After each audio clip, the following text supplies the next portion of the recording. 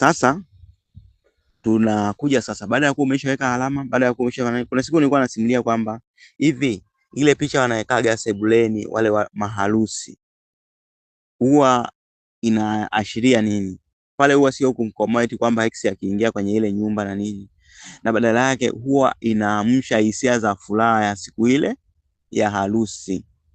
Unakuta mtu mkikaa mnaanza kupiga story, bana, lakini siku ile bwana nilikuwa sijui kama wewe na wewe unajua kutikisa kitambi, lakini siku ile unaona unatikisa kitambi.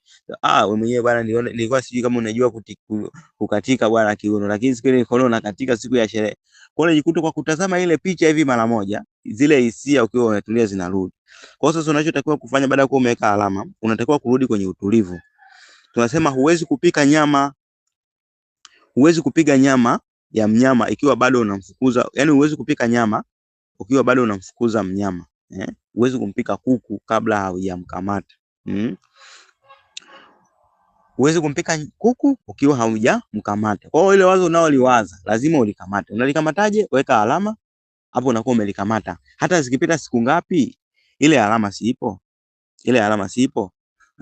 Sasa hapo tunataka tujifunze jinsi ya kukomaza wazo ili likiota liwe ni jinsi ya kukomaza wazo liote ambalo linaweza kuzaa lakini liishi na lidumu milele. Ndio kitu ambacho tunataka kujifunza hapa. Kwa hiyo usiwe na haraka. Tunajifunza kutoka kwenye kitabu cha Uwezo Wako kwa Vitendo. Ni kitabu kidogo lakini kina mambo mengi yanayoweza kukufungua. Kwa lazima kurudi kwenye utulivu. Tunasema uweze kupika nyama ukiwa bado unafukuza mnyama. Ukishaliwekea wazo lako alama, endelea na shughuli zako, endelea na mishemishe zako. Hata siku ngapi, hata mwezi ukipita usiwaze. Usiwaze, hata mwezi ukipita wewe usiwaze. Lakini ukifika nyumbani wakati wa utulivu jioni, itoe ile alama. Kwa mfano kama ni jiwe au lile fundo. Utashangaa jambo moja la ajabu sana ambalo labda ni la kawaida, lakini utalishangaa jinsi itakavyokuwa unafanya kazi baada ya kugundua hii. Ukitazama tu lile jiwe au ile alama kama nilivyokueleza, basi unarudi hisia. Kwa mfano kama tunachukulia kwa mfano lugha ya picha ya Pauline. Ukichukua ile kitu, basi hisia uliyokuwa nayo Pauline inarudi yote. Kutokana na utulivu huo. Sasa hapo ndio unapoweza kuanza kuandika au unapoweza kuanza kulichora lile wazo. Hapo ndipo unapoanza mchakato wa kuhamisha kitu kutoka kwenye ulimwengu wa kiroho kukileta kwenye ulimwengu wa nyama unaoonekana. Tunasema usikubali, baada ya kupata hili, tunasema kwamba sasa kuanzia saa hizi usikubali kuwa mnyonge wa ufahamu tena. Anza leo kuwa mwindaji stadi. Kila hisia inayopita kichwani iwekee alama. Kila hisia inayopita kichwani kama ni nzuri iwekee alama. Kama vile unavyoweza kukumbuka matukio ya ex wako kukuumiza, au mtoto wako alifanya kosa fulani, au mtu fulani amewahi kukukosea, vile ambavyo ukimuona unakumbuka, basi ndivyo hivyo ukipata wazo zuri, jaribu kuweka alama ili muda ambao unajisikia vibaya uweze kutazama ile alama ikurudishie kujisikia vizuri. Anza leo kuwa mwindaji stadi wa mawazo.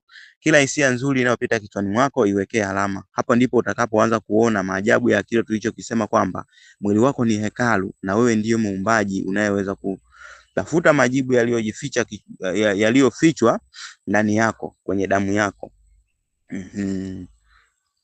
Narudi tuje tuendelee sasa, na baada ya kuwa umefanya hivyo ufanya nini sasa?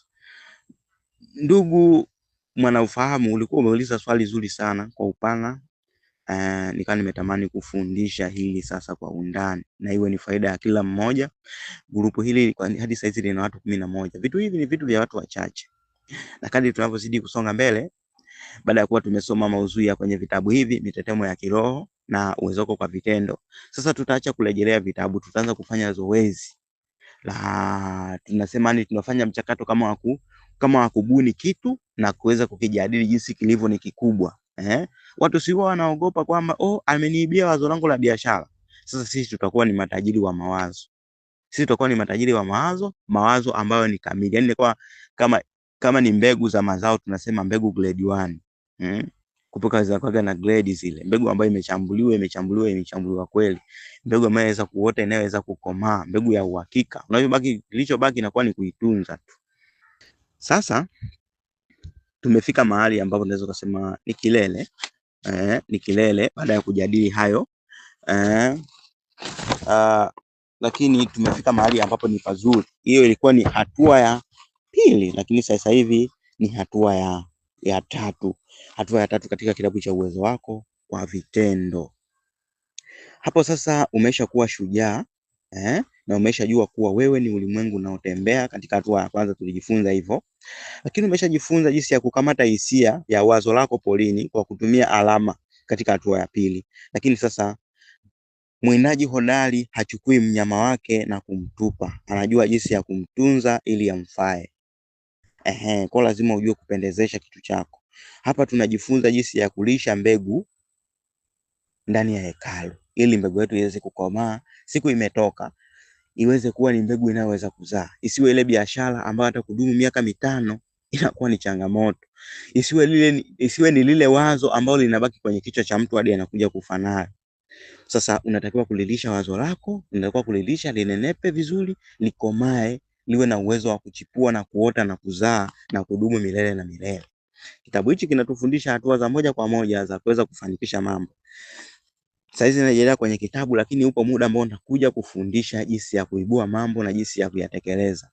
Kutokana na kada yoyote, wewe ni mwanamuziki, wewe sijui ni fundi kusuka, wewe sijui ni fundi kushona, wewe sijui ni mwigizaji, wewe sijui unafanya shughuli gani, si wewe ni mkulima, sijui wewe ni mfugaji.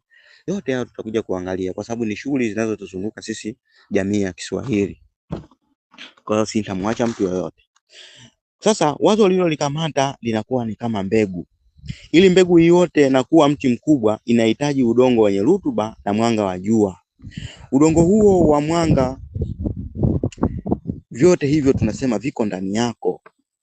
Viko ndani yako. Vyote viko ndani yako, vinakutegemea wewe, sababu wewe ndio muumbaji uliyeunda hiyo mbegu na wewe ndio mwenye mamlaka na hiyo kitu. Hakuna mtu mwenye mamlaka nayo. Sasa kitu cha kwanza tunachoangalia hapa katika hatua ya tatu tunasema siri ya mimba ya wazo. Baada ya kuweka alama yako na kurudi nyumbani kwenye utulivu, unahitaji kuliingiza lile wazo kwenye hekalu lako. Na kusema kuliingiza wazo kwenye hekalu lako ni kile kitendo cha kuanza kulitafakari. Ngoja tuangalie hapa afu nikuelezee kitu tunachomaanisha hapa. Usikimbilie kumwambia kila mtu. Tunasema kwamba mbegu inayoota huwa haipendi kufukuliwa kila saa. Katika hatua hii wazo linakuwa linahitaji ukimya, na hapa ndipo unapoanza kuliwazia lile wazo kwa hisia nzito kana kwamba tayari limeshatokea. Hii ndiyo siri ya kupata mimba ya uumbaji. Tunasema kwamba lile wazo kisha kuwa umeliwekea alama, umesharudi nyumbani umelitafakari, kule kulitafakari hakutoshi. Unatakiwa ujenge hata tabia. Kwa sababu hata mbegu yenyewe nafikiri huwa itahitaji hata siku 3 ili uweze kuchipukia kutoka ardhini ukishakuwa umeipanda. Haioti siku hiyo hiyo. Kwa siku ya kwanza fanya visualization ya lile wazo lako kichwani mwako. Vile ambavyo unakuwa unaliwaza ndivyo ambavyo unakuwa unalikomaza wazo lako. Kuna pengine ulikuwa hujapaona, utaweza kupaona pale unaporudia kulitafakari wazo lako. Huko ukiwa umeliandika, ukitazama ulipokuwa umepaandika, au kama umechora unakuwa unatazama ulipochora na kuwa umeangalia kwamba hapa niboreshe wapi kabla hata hujalianzisha. Narudi hapa kwenye tuangalie kitu kingine katika hatua hii ya kulisha mbegu ndani ya hekalu. Sasa tunasema kwamba kulisha mbegu ndani ya hekalu ni kulipa mdundo wazo lako. Kumbuka tulivyosema kila kitu ni mdundo, kila kitu ni mtetemo, kila kitu kinarudi kwenye frequency. Ndio maana anasema kitabu hiki kinakuwa kigumu kuelewa kama unakuwa hujajifunza kwa undani kuhusiana na frequency. Kuna mwingine hapa alinunua kitabu shilingi 25, kitabu cha mitetemo ya kiroho, lakini huo sio mwisho wa safari. Ile ni kitabu kinachokuandaa ili kuweza kuwa wewe na kuumba mambo. Kitabu hiki cha Uwezo Wako kwa Vitendo kinakufanya utumie uwezo wako na tafakari zako na ufahamu wako kuweza kutengeneza mambo. Na hichi kitabu kinakukumbusha hatua za kuweza kufanikisha namna hiyo. Kwa hiyo sasa ndio maana hapa tunasema kila kitu ni mdundo. Naposema mdundo usichanganyikiwe. Ndio ule mtetemo ninaosema, na ndio hizo frequency ninazokuwa nazisema mara kwa mara kwenye Facebook page yangu, lakini kwenye YouTube na sehemu nyingine ambapo unasikiliza masomo yangu. Ili wazo wako lianze kupata nyama, lazima ulipe mdundo. Kila siku katika ule utulivu wako, itazame ile alama uliyoiweka, au lile jiwe au fundo, au ile alama ulikuwa umeichora mahali. Unapolitazama Ruhusu mwili wako uhisi furaha ile ile uliokuwa nayo ulipolipata lile wazo. Kitu kikubwa kwenye alama sio kuweka alama tu na kulikumbuka.